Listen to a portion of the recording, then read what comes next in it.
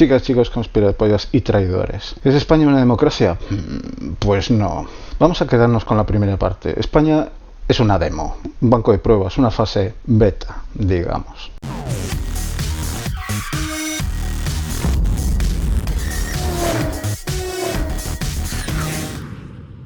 Qué nivel Maribel lo de este fin de semana en el Parlamento, ¿verdad? 170 traidores lameojetes de la burocracia han elegido la mediocridad y lo peor de lo mismo. La prueba la tenéis en el aplauso de los tres partidos, en la última intervención de Antonio Hernando, el que primero dijo no es no y después, en un ejercicio de cinismo, apeló al sangre, sudor y lágrimas que aquellos socialistas derramaron durante la historia para que Gabriel Rufián pudiese hablar. Sí, claro, deben ser esos mismos socialistas que hoy lo repudian por haberse vendido por un sillón y 3 platos de lentejas. Todavía este tiparraco y su camarilla no sabe que el PP se las sabe todas y lo único que ha hecho fue sentarse a esperar. ¿Cómo se puede ser tan gilipollas y arrastrado? ¿Cuánto se les llena la boca a los políticos cada vez que sueltan esa palabra mágica? ¿No es cierto? Y demás clichés como este que me encanta. Aquí en el mundo libre. Sí. Mira, hay por África una tribu que no tiene en su lengua la palabra libertad. ¿Y sabéis por qué? Exactamente. Dime de qué presumes y te diré de cuántos centímetros careces. ¿Sabrán nuestros políticos lo que es una democracia? El gobierno del pueblo, dicen muchos. ¿Y de qué pueblo? ¿El pueblo del IBEX 35 o el pueblo que se hacina en barracones? Venga, vamos a ilustrar un poquito esta chusma burócrata, organización criminal o revienta discos duros con garrote. Los antiguos griegos utilizaban 2 términos para decir pueblo.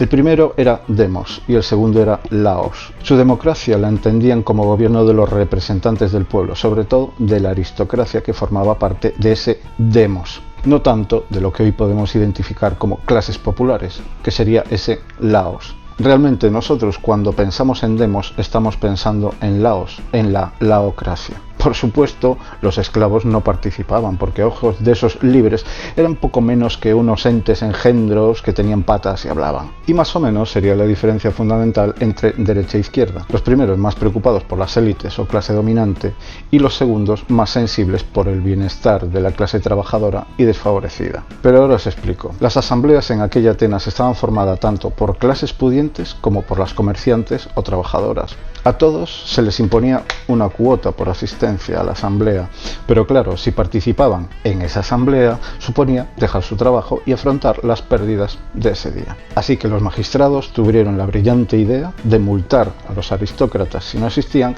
y perdonarles el precio de la entrada a los que no pudiesen acudir. Así que, ¿qué clase o qué condición acababa por elegir a sus representantes? ¿Ha cambiado algo desde entonces? No mucho, ¿verdad? Las élites siguen gobernando y secuestrando lo que hoy entendemos por democracia. Y cada vez le encuentro más sentido al porqué de la elección demos frente a laos. ¿Quién representa al político? Si es él quien elabora las listas de candidatos, si es él quien establece la orden de lista y es él quien después nombra a un equipo de gobierno, quien redacta las leyes y designa a los jueces que las ejecutan. Visto lo visto, queridos míos, nos preguntamos qué elementos se tienen que dar para tener un gobierno del pueblo. Lo primero es establecer la separación de poderes, independiente el uno del otro. Si no, es muy difícil que haya democracia. Lo segundo es diseñar un proceso constituyente en el que cada ciudadano pueda presentarse como candidato a representante, ya sea fuera o dentro de los partidos, que tenga la libertad para ser elegido entre sus vecinos, asambleas regionales y de ahí al gobierno central. Sí, y que permita al Poder Legislativo constituir una constitución, porque lo que tenemos hoy no sirve para nada. Eso cuando los mismos partidos se la toman poco más que a cachondeo. En este país la Constitución la hicieron 6 personas que nadie eligió, en secreto hasta que la prensa filtró la noticia. Cuando le pillaron con los pantalones bajados, vino aquello de que sí referéndum, que sí aprobado por las Cortes y bla bla bla bla bla. Un poquito de postureo para quedar bien de cara a la galería, ya sabéis. Porque digo yo, ¿qué puedes elegir cuando solo tienes una elección? ¿Sabéis eso que se dice ahora de los sillones? Pues pasó algo parecido. Se establecieron guardianes que contuvieron a las voces discordantes. Izquierda, Partido Comunista y Carrillo. Derecha, Alianza Popular, Fraga. Centro izquierda, PSOE, Felipe González. Centro derecha, UCD, Adolfo Suárez.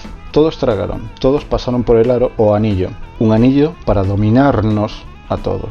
Por eso no es de extrañar que a día de hoy el político no represente al pueblo, representa en todo caso a su partido político, a su comité federal o a su ejecutiva, porque la mayor parte de su actividad se lleva a cabo fuera de ese poder legislativo. Partitocracia dominada por su burocracia. Así que ya me diréis lo lejos que queda la democracia.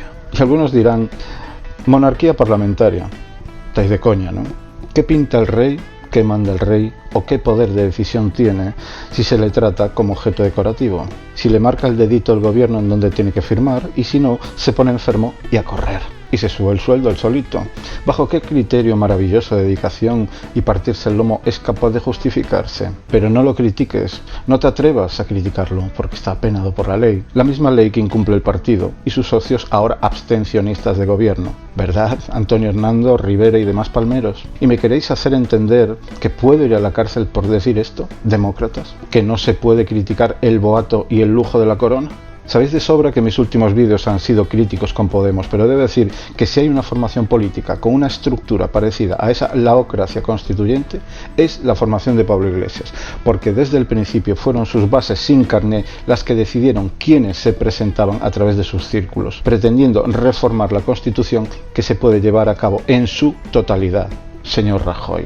Por otra parte, Pedro Sánchez también intentó algo así, pero más tibio y pensando en su persona más que en las bases. Es solo mi opinión, pero ahora resulta que va a coger sus 600 y recorrer España para predicar el socialismo. Cuéntame otra, niño de rabieta y pataleta. ¿Cuándo pactaste con Ciudadanos? ¿Dónde quedó tu socialismo? Pues eso, que el resto de partidos son más de lo mismo, más burocracia, más poder de decisión del líder y mostrar una imagen renovadora pero de fachada, con un interior podrido y con fórmulas de siempre. Y no sirve de nada tener un Estado descentralizado en autonomías si éstas tienen una estructura centralista con ayuntamientos con escaso margen de maniobra dependientes de la institución inútil que es la Diputación Provincial. Acordémonos que tanto la Diputación como ayuntamientos dependen de la Administración Central. Tampoco es de extrañar el pifostio que se monta en cuanto a competencias o invasión de competencias, mejor dicho. Por eso, después te ves cosas que te hacen descojonarte de la risa, como el levantamiento de varitas de mando de todos los alcaldes catalanes apoyando la entrada de los juzgados de Artur Mas.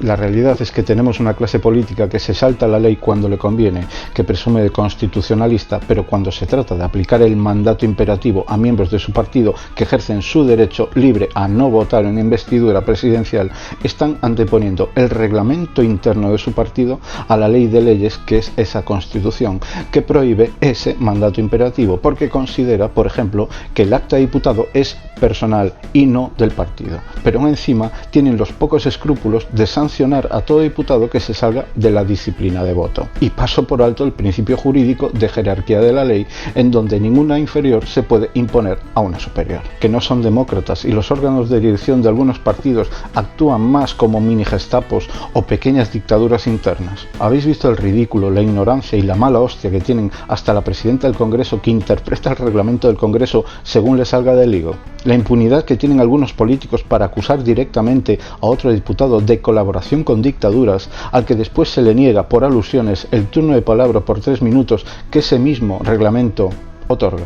A estas alturas sabéis de sobra que no estoy de acuerdo en todo con Podemos, pero Iglesias dijo unas verdades como templos. ¿Que había potenciales delincuentes en el Congreso? Pues claro. ¿Qué pasa con la contabilidad B, la reforma de la sede del PP también en B, y todos los sobresueldos, los discos duros destruidos a martillazos, la Gürtel? Lo que ocurre aquí es que las altas esferas nunca pagan el pato, que para eso ya están los chivos expiatorios. ¿Y qué es un chivo?, preguntaréis. El macho de la cabra, un cabrito. ¿Y cómo se conocía a Bárcenas? Luis el Cabrón. Cabrón porque ya era maduro. Ahí tenéis la prueba. Es que en el PP hay visionarios. ¿Qué democracia es esa donde se criminaliza el referéndum, la iniciativa legislativa popular, donde ninguna propuesta salida del pueblo es vinculante y manifestarse es casi ser terrorista? Estos 3 partidos de la pinza, la triple alianza o la triple cheeseburger, como lo queráis llamar, la democracia se la sopla. Porque todo se decide en los despachos. Ni parlamento ni pollas, aquí el parlamento está de adorno. En el PP decide Rajoy y el IBEX. En el PSOE una directiva regional con una clase caduca y rancia que manda la peluquería a una señora o se juega una cena la dimisión de Sánchez, como hacen Ibarra, Corcuera y el resto de trasnochados. Bueno, y en los naranjitos también decide Rajoy con el Banco Sabadell. Aquí las bases o militancia tienen la misma utilidad que un rotulador de color blanco, y eso que pagan la cuota mensual. El asunto de la abstención es muy gracioso. Lo que critican al pueblo en las elecciones se ha convertido en la opción de los socialistas, incluyendo la coletilla técnica. ¿Alguien me puede decir qué mierda es eso de abstención técnica? Quien calla otorga la razón, el gobierno y el poder al partido más corrupto de la historia.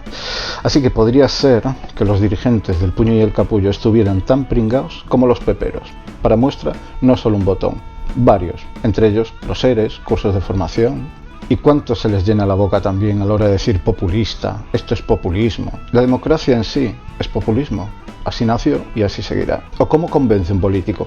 ¿Por el discurso emotivo, psicológico y entusiasta? ¿O por uno técnico, económico o posibilista que aburre a las ovejas? En este país, todos los presidentes han venido o vienen del mundo del derecho, porque quien conoce la ley sabe cómo manipularla y trampearla. Es muy raro ver a un economista, y lo más paradójico, tratándose de política, a un politólogo. Menos mal que esto podría cambiar en unos años si Podemos sigue teniendo apoyos y el PSOE fuera realmente de izquierdas. Que yo sea librepensador no significa que no me moje.